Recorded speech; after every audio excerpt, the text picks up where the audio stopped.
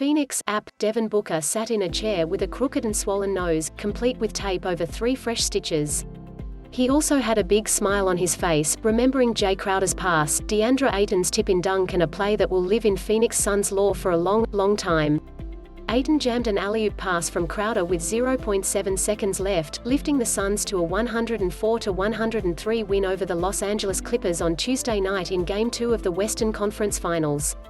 It was a game that looked as if it was all but over, but Booker's Suns were not going to be denied. "I believed it could happen," Booker said.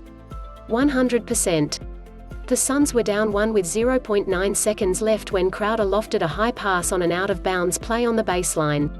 A soaring Ayton came down the lane and stuffed it through the net over LA's Ivica Zubac as the crowd roared in disbelief. Booker had a key screen on Zubac on the final play, which helped free Ayton. The referees spent about a minute reviewing the play before ruling the basket was good. The Clippers couldn't get a shot off in the final 0.7 seconds, and Booker spent some time jawing with Clippers players Rajon, Rondo and Demarcus Cousins in the aftermath. "Those are my Kentucky guys," Booker said with a grin. "I told them, go Big Blue."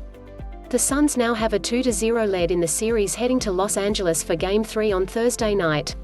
The Clippers will be fighting from a 2-0 deficit for the third time in these playoffs after rallying to beat the Mavericks and Jazz. The Crowder-to-Ayton connection negated a Clippers rally that was led by Paul George, who had 26 points.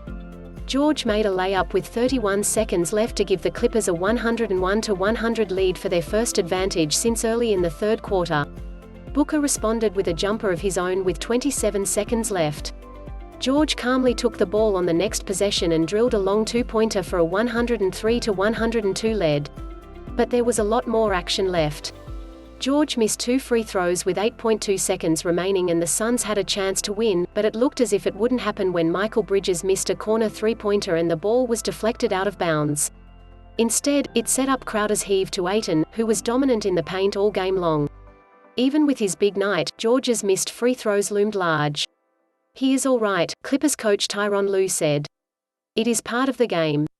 Guys know without him we wouldn't be in the game anyway."